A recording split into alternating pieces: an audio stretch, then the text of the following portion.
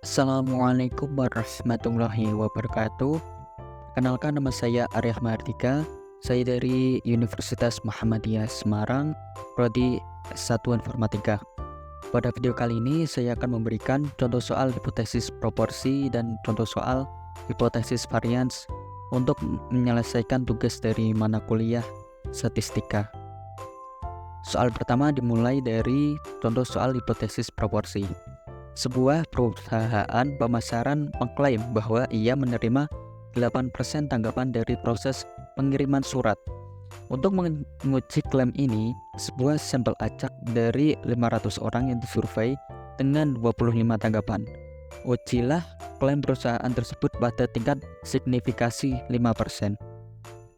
Jadi pada soal kita disuruh menguji tingkat signifikasi 5% apakah menyamai hasil dari 8%. Oke, langsung saja ke jawabannya. Diketahui N sama dengan 500, kan dari 500 orang. X sama dengan 25. X itu surveinya dari 25 tanggapan. Dan P sama dengan 0,08, didapat dari 8%, jadikan koma. Cek apakah memenuhi syarat. NP sama dengan 500 dikali 0,08 sama dengan 40, lebih sama dengan dari 5. Lalu N dikali 1 dikurangi P sama dengan 500 dikali 0,92 sama dengan 460, lebih dari sama dengan 5. Karena NP dan N dikali 1 kurangi P lebih dari sama dengan 5, sehingga kita bisa lanjut ke proses hitung berikutnya. Nyatakan hipotesis HO banding PO sama dengan 0,08, H1 dibanding P1 tidak sama dengan 0,08. Tingkat signifikasi A sama dengan 5%, kita jadikan koma menjadi 0,05. Statistik uji itu rumusnya Z sama dengan P dikurangi PO dibagi akar dari PO dikali 1 kurangi PO dibagi N. Untuk rumus menentukan wilayah kritis, Z A bagi 2 sama dengan Z. Untuk Z minusnya, NZ A bagi 2 sama dengan minus 1,96. Nah, karena sudah ketemu Z minus A dibagi 2 minus 1,96, maka plusnya kita tinggal hilangkan minusnya menjadi Z A per 2 sama dengan 1,96. Nah, itu batas krisisnya di minus 1,96 dan 1,96. Lalu setelah menentukan batasnya, kita gunakan rumus statistik itu. P sama dengan X per N. X nya tadi 25 dibagi 500 sama dengan 0,05. Kita masukkan ke rumus statistik ujinya tadi, Z sama dengan 0,05 dikurangi 0,08 dibagi akar dari 0,08 dikali 1 dikurangi 0,08 dibagi 500 sama dengan minus 2,47.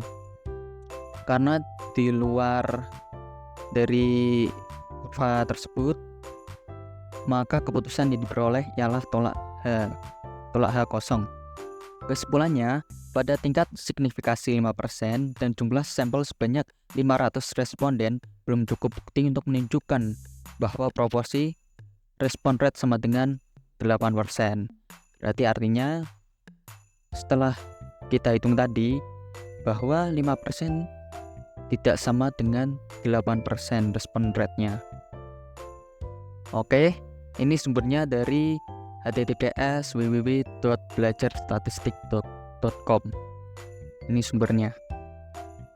Lalu untuk soal yang kedua, seorang pengusaha lampu pijar mengatakan bahwa masa hidup lampunya memiliki simpangan baku sekitar 60 jam.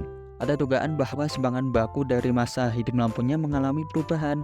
Untuk itu, diadakan penyelidikan dengan jalan menguji 30 lampu sebagai sampel.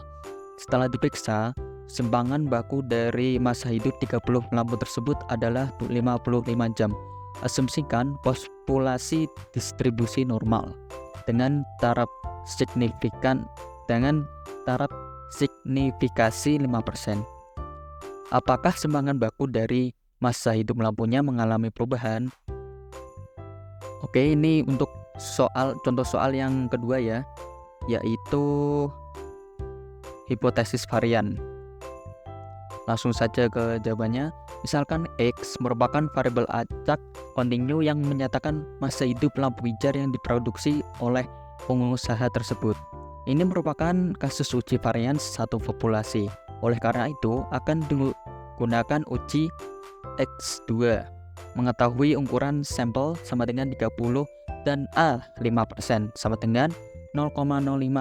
Lebih lanjut, ketahui simpangan baku sampel S sama dengan 55 dan simpangan baku yang diduga adalah varians awalnya 0 sama dengan 60. Ini adalah cara rumusnya. Rumusan hipotesis. Misalkan varians C adalah varians populasi dari masa hidup lampu pijar yang diproduksi oleh pengusaha tersebut. Parameter populasi yang akan diuji adalah varians kuadrat. Hipotesis 0, H0 banding varians sama dengan 60 kuadrat. Hipotesis alternatif H1 banding varians kuadrat tidak sama dengan 60 kuadrat. Uji statistik. X kuadrat hitung sama dengan N kurangi 1 dikali S kuadrat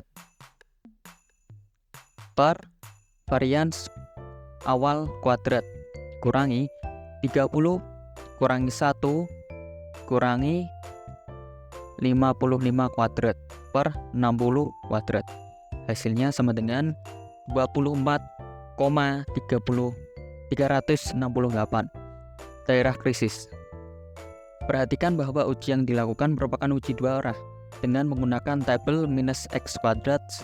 Nilai minus X kuadrat dengan A1 sama dengan A per 2 sama dengan 0,025 dan derajat kebebasannya Dk sama dengan N dikurangi 1 sama dengan 30 dikurangi 1 sama dengan 29 adalah X kuadrat tabel sama dengan X kuadrat 0,025 banding 29 dibagi 29 sama dengan 45,722. Lebih lanjut, nilai X kuadrat dengan A2 sama dengan 1 dikurangi A per 2 sama dengan 0,975 dan derajat kebebasannya dan derajat kebebasan yang sama adalah X kuadrat tabel sama dengan X kuadrat 0,975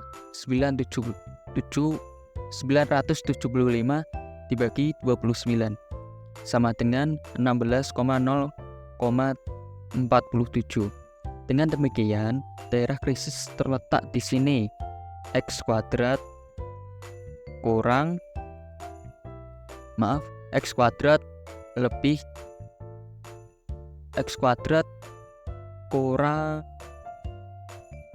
dari 16,047 atau X kuadrat lebih besar dari 45,722.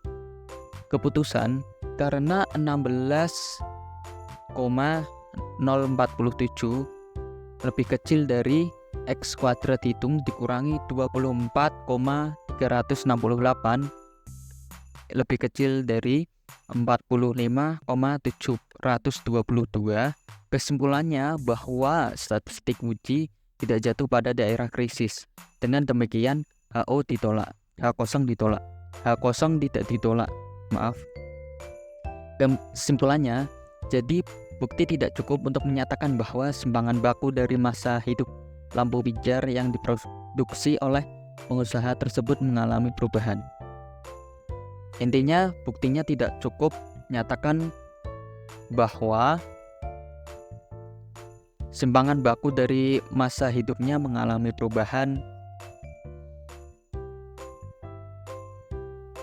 Ini sumbernya dari https medcyber1997.com. Sekian contoh soal dari saya.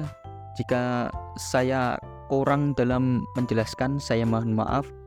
Wassalamualaikum warahmatullahi wabarakatuh.